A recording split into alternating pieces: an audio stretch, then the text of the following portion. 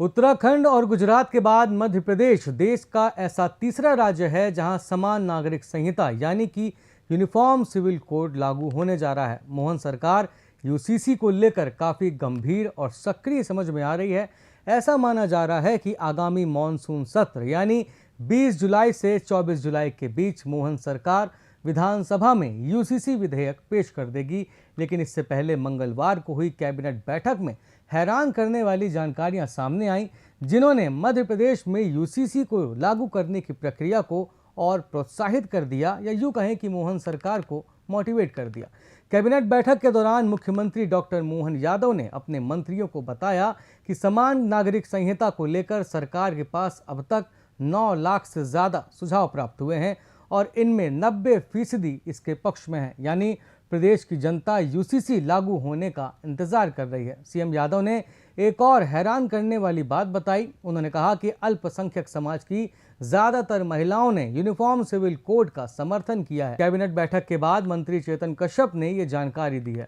मंत्रिपरिषद की बैठक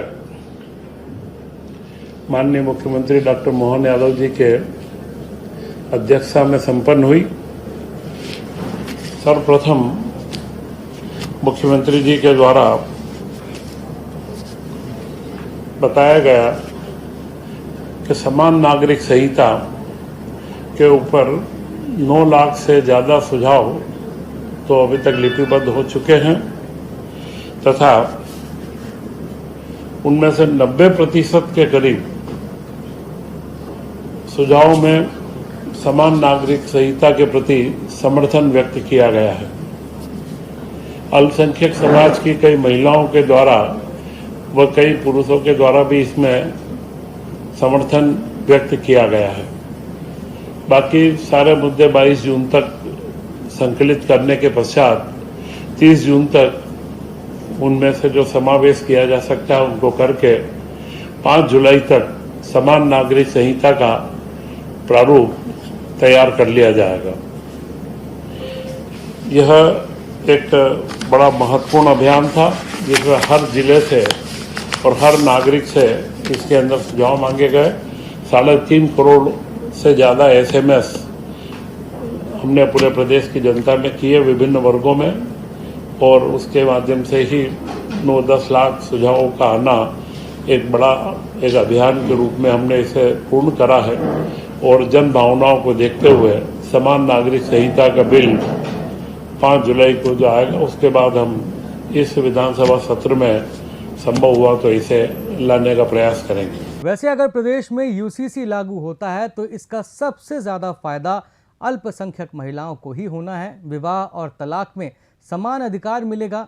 सभी धर्मों के लिए एक जैसे नियम होने से महिलाओं को कानूनी सुरक्षा और समान अधिकार मिलेंगे। तलाक की स्थिति में महिलाओं के लिए समान भरण पोषण के प्रावधान होंगे। बेटियों और महिलाओं को संपत्ति के अधिकारों में समानता मिलेगी और सबसे ज़रूरी, यदि यूसीसी में एक पत्नी का नियम लागू होता है तो बहुविवाह पर रोक लग जाएगी। यूसीसी के समर्थकों का तर्क है कि अलग अलग व्यक्तिगत कानूनों के बजाय एक समान नागरिक कानून महिलाओं के अधिकारों को और मजबूत करेगा तथा लैंगिक समानता को बढ़ावा देगा। वैसे प्रदेश में नए कानून के लागू होते ही सभी धर्मों के पर्सनल लॉ जैसे हिंदू कोड बिल और मुस्लिम पर्सनल लॉ के प्रावधान समाप्त कर दिए जाएंगे। विवाह, गोद लेने और संपत्ति के अधिकार में सबके लिए समान नियम होंगे। सभी समुदायों में पुरुषों और महिलाओं के लिए समान पारिवारिक कानून लागू होंगे। संपत्ति और उत्तराधिकार के मामलों में महिलाओं को पुरुषों के बराबर अधिकार दिए जाएंगे।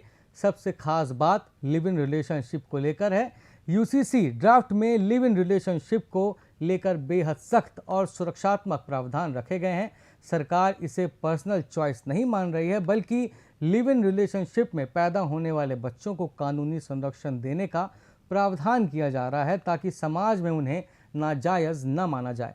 ऐसे बच्चे अपने माता पिता की संपत्ति के हकदार होंगे। उत्तराखंड की तरह मध्य प्रदेश में भी लिव इन का अनिवार्य रजिस्ट्रेशन या डिक्लेरेशन करना होगा। बहरहाल यूसीसी को लेकर 30 जून तक आम नागरिकों द्वारा भेजे जाने वाले सुझावों की प्रक्रिया चलती रहेगी। मध्य प्रदेश सरकार ने यूसीसी के लिए सेवानिवृत्त न्यायाधीश की अध्यक्षता में समिति बनाई थी, जिसने प्रदेश के अलग अलग जिलों में जाकर लोगों से सुझाव लिए हैं। सरकार का दावा है कि 5 जुलाई तक ड्राफ्ट तैयार कर लिया जाएगा, जिसे मानसून सत्र में पेश किया जाएगा। विधेयक पारित होने के बाद इसे राज्यपाल की मंजूरी और आवश्यकता पड़ने पर राष्ट्रपति की स्वीकृति के लिए भेजा जा सकता है। इसके बाद नियमावली तैयार कर इसे चरणबद्ध तरीके से लागू किया जाएगा। शब्दसाची यूसीसी को लेकर जरूरी अपडेट्स आप तक पहुंचाने का काम करता रहेगा। इसके बारे में हमें अपनी राय कमेंट बॉक्स में जरूर दें और ऐसी ही खबरों के लिए चैनल को सब्सक्राइब करना ना भूलें। धन्यवाद।